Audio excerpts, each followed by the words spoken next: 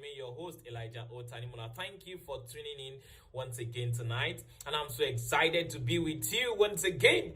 If you are just listening on this channel, I welcome you warmly. Thank you. You have made the right choice, and I believe that the content on this channel will be a blessing to your relationships, your marriage, and to your life in general. Please, if you are yet to subscribe on this channel, kindly click on that subscribe button, and you see a bell beside it. That's your notification bell. Click on that bell, click on all. In that way, you'll be able to receive all notifications on all updates on this channel. Before I continue on this episode tonight, I want to say that this particular episode is directed to those who are planning for their weddings. You have set a date for your wedding, or those who are already married but they believe that but they don't have this knowledge, or they can have a refresher of this knowledge to spark up their marriage and things like that. I want to talk on the subject, your wedding night as a woman. What are the things you need to know? What are the things you need to put in place? What are the things you need to expect? And things like that. The first thing I believe that you put in place is that ensure that you are comfortable in the environment and atmosphere of your first night. This is very important. After your wedding, after the reception, if you have one, then the next thing you should do is to have your first night as a couple, your first night as a woman. You should ensure that the environment and the atmosphere of the place you are spending your first night in is actually a very comfortable one. I would actually recommend a good hotel room where you can be comfortable, where you can be served your meals, where you can have all your laundries done for you and things like that. That is very important. But if you cannot afford that, then you should also get an environment where you know that you can have your privacy and the place is comfortable enough for you. That is very important, because the environment and the atmosphere speaks a lot about how you feel about yourself, how you release yourself, how you are free with your partner, and that is very important. The second thing you should put in place is look the part. What do I mean by this? Ensure that you look the part, that is, you are ready to accept to be physically bonded with your husband. You are ready to physically release your body to your husband, especially for virgins. I believe that it is important that we keep our bodies for our husbands and for our spouses before marriage, and that is very important. So especially if you are a virgin, look the part. Even if you are not a virgin but you are repented and things like that, and you're now plan to get married, or look the part. Invest in good lingeries, good underwears. Look the part, smell the part, look good and things like that, and flaunt it unashamedly. This is very important. Don't be ashamed to flaunt your body before your husband. He is now your husband, so prepare for that. Prepare to flaunt it before him. Now you are married, then prepare for that. Before you get married, then invest. A part of your wedding investment should be that you invest in good lingeries, your underwears and things like that. Is very important. Another thing I believe you should put in place is another thing you should do is that don't be shy to initiate the first move. I know there's a lot of talk about women not initiating the first move, basically because they feel, my husband may misinterpret me, may think that I'm loose, may think that I'm not decent enough and things like that. See, there's no nobility in it. It doesn't portray you as being loose. If he portrays you as being, then your husband has something to work on in his own mind. Because the point is this: you are now getting married. You are now married. That's your first night of wedding. That's the first night of your wedding. You are now married. The Bible says the man and the woman were both naked and they were not ashamed. So don't be ashamed of it. Initiate it. Did you get it? Initiate it. You can be the first to initiate it. I've heard of people that just newly got married, and for 4 days they didn't touch themselves. Why? Nobody to initiate it. The husband was a virgin, the wife was a virgin, and they could not, nobody to actually make the first move. So it's very important for you to understand that there's no shame in it, there's no crime in it, there's no There's nothing to be afraid of. Be free to do that. Another thing you should take in mind is get your mind ready. Please get your mind ready. Another thing you should put in place, get your mind ready for the act. Get your mind ready. Ensure that you have the right knowledge. One of this particular video and other videos I've done on sex related videos can actually help you to get your mind ready. And also you can read books that can help you get your mind ready. I can recommend 2 books particularly that helped me when I was about to get married. The Model Marriage by Bishop Daggerwood Mills, and the Act of Marriage by Tim and Beverly Lai. It's very important, and those books actually helped me personally.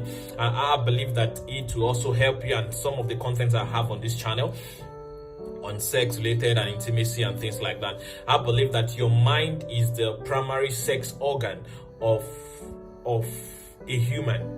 The mind is the primary sex organ. So the things you think about, how you fantasize about it, how you imagine it, goes a long way. So get your mind ready. You can also, I know it may not be safe for you to talk about sex physically, because it can lead to you to falling into the act before marriage. But I will say that you get these books, listen to things like this separately. In that way, you have conditioned your mind on the same pattern, so you now have the same ideology, the same idea about sex in its entirely, especially if you are virgins. You now have the same idea about sex entirely, and now you can actually get together on your first night and get to release those things that you have learned and things like that. And I also want to say that even if you are not a virgin, you should understand that sex in the marriage is different from sex outside marriage. And there's a lot of things that you need to understand about it. And another thing I believe you should do is that encourage your partner to be well lubricated. It is very important. As a woman, encourage your partner to be well lubricated. Tell your husband to be get a lubricant. I will suggest oil-based lubricants. Get your partner to be well lubricated. It is very important. Part of the items you should put in your wedding pack, in your your honeymoon pack, should be a good lubricant. It is very important, because I'll still talk about the benefits of the lubricants and things like that. It is very important, especially if you are a virgin. It is very important. Even if you are not a virgin and you have kept yourself for your husband for this for those length of time, it is very important for you to get a good lubricant. And I would suggest that to be more romantic, if you can apply the lubricant on your husband and he does the same to you. It is very I believe that is more romantic, and you'll be able to also bond more. Another thing you should put in place, another thing you should know is communicate freely with your husband. This is very important. Tell him how you want it. Tell him how you're feeling. Especially for a virgin, if you're feeling too much pain, let him know. It is very important. Communicate freely with your husband. Don't be shy to communicate. And that's why I suggest that you start the communication even from your wedding reception. It is very important. Be free enough to communicate about every and all things. If you are free enough to communicate about every and all things before marriage, then it will help you to actually communicate about sex freely, even in marriage. That is very important. If you feel there's a fear that you have in you that you need to talk about it to your husband. If you have a fear that, it will be too painful, talk to him about it. I believe he will understand and be able to calm you down and to encourage you to move on. If you feel at the sight of him, you feel it's too big down there. That sounds hilarious, but it's true. Sometimes you could feel, this is too big for me and things like that. Please talk about it, and I believe that he will be able to calm you down. I believe that the right knowledge will help you to understand that no matter how big he is, then you have the capacity to actually accept him and things like that. That is very important. So communicate freely. And also I've talked about apply lubricants. Another thing is this: encourage him to be generous with foreplay. I'm directing this basically to those, especially to those who are virgins. Encourage your husband to be generous with foreplay. I know a lot of men, because of the way we are built, we can be erect at one within seconds, and get to move and move and move like that, and want to just get down and do the whole thing and be satisfied. But women are not built like that. So you need to encourage your husband to be generous with foreplay, especially if you're a virgin, because you need to be well lubricated. You need to be ready down there before he can actually come in and you enjoy yourself. So you should encourage him to be generous with foreplay.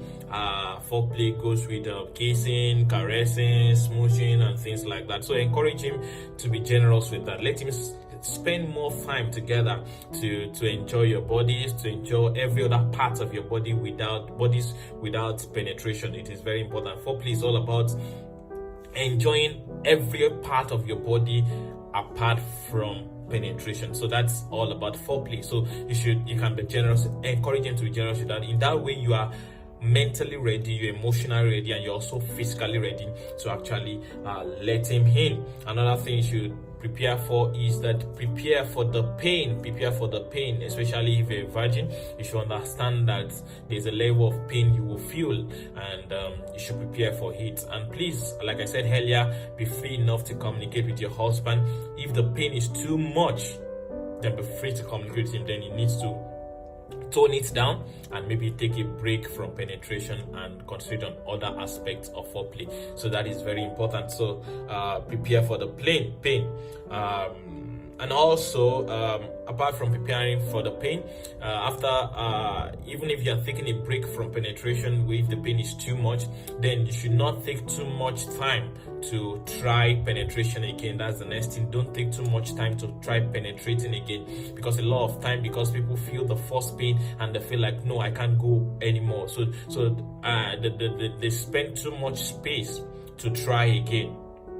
Please don't spend too much time to try again, because the longer the period you spend to try again, the longer the distance between the time you tried earlier and you feel pain and you took a break and the time you are planning to try again, the longer the time, the duration, the more intense the pain will be. To be like you are repeating the same process all over again, and it shouldn't be like that. So if you have tried once and you feel the pain is too much and you are considering other things, you want to take a break from penetration, then don't take too long to try again. That way you are building on, or you have bypassed the initial pain, and you are moving gradually and progressing gradually. That is very important. And also, apart from that, don't allow the fear of the pain to keep you to try more often. Don't allow that fear to keep you to try more often. What you do is this: after you have tried again and the pain is still there, you keep trying. Don't allow the fear of the pain to keep you from trying, because the more you try, the more it becomes easier and things like that. And that's why I said do those things earlier. Lubricate yourself generously earlier. Engage in foreplay generously earlier, and things like that, because penetration should not actually take place until a woman is well lubricated, she's wet down there and things like that. That way it gives room for easy friction and things like that. And if your man is also well lubricated, it also helps for friction and the pain will be minimal. And also you can also talk. Communication is very important. Talk to him about it. He doesn't have to, he shouldn't go in at once. You should try it gradually and slowly and things like that. So just communicate, and it's very important. Another thing you should expect is that you are likely to bleed as a virgin. So the first night you should expect a little bleeding.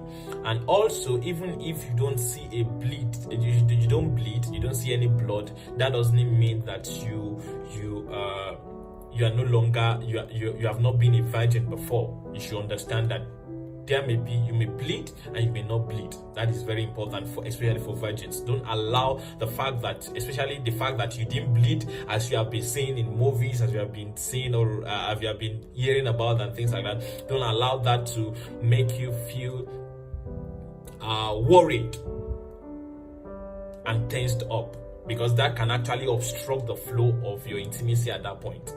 Once you see there is no bleed, you may be thinking, hope my husband is not thinking that I've been lying to him all this while. Hope this, hope that. So you understand that a lot of things can actually break your hymen, even though you're a virgin, before you actually have the penetrative sex. A lot of things, exercise and things like that, can do that to you. So you should understand that even though you don't bleed, you're still a virgin. Don't allow that to get you too worried that you will obstruct the flow of your intimacy in your first night. Another thing is you should also know that another knowledge you have is that you can actually have sex during menstruation, as long as the pain of the menstruation is not too much, the cramps are not too much, and your husband and you don't mind the messiness. You can actually have sex during menstruation. There's no health hazard to that. So what you just need to do is you wash down there very well, so that you can be the flow will not be too much and you can enjoy yourself. And I believe that actually the flow of the season of menstruation can actually help you actually have better friction, because it can add to the lubrication and all, and make it better and make it good. So another thing is you should be naked with your husband unashamedly. Your first night, be naked. Be naked with your husband unashamedly, physically, emotionally. Release yourself. Release yourself is very important. Your first night as a woman is very important. Because the things you do in your first night, the things you do in your first nights, let me say first night, is very important in affecting or influencing your experience throughout your marital journey, and it's very, very important. So you take note of this. Be naked, be free to be naked. They said they are both naked. The Bible says about the woman and the man after they were joined together. They said they were both naked and they were not ashamed. So don't be ashamed to be naked before your husband. It is very, very important. And finally, I want to say this. I said earlier that sex after marriage or before marriage is different from sex in marriage. The expectations are different, and the goals are different, and the principles are different in a way. Even though there are so many techniques that are related and things like that, but I'm saying that the primary goal of sex and marriage is the core of the principle of sex and marriage is selflessness. So what I'm saying, essence, is this: you must understand as a woman that it's all about selflessness. So your goal is to ensure that you please your husband. I'm not saying you should do things that you're not yet comfortable with and things like that, or things that can break your feet, but I'm saying that your primary goal is to satisfy your husband. So focus on satisfying your husband. And I'll talk to the husband too. Don't worry. I'll do another episode. The next episode I'll be doing will be towards the husband. The things that they should do to help you both to be on the same level and to enjoy your intimacy together. I believe that if you can put these things in place, it will actually help you in your marriage. It will help you to start off on a good note. And I want you to understand that, like I said earlier, take note of this very importantly. It is very important. Don't allow fear to keep you away from enjoying your sexual life. I've heard of people that the first night of their wedding, the pain was too much and created a fear in them that sex afterwards became mechanical and routine. It became something that they dread so much, and they can't enjoy the best that God has ordained for them as far as their sexual life is concerned in their marriage. So don't make that mistake. Follow these steps.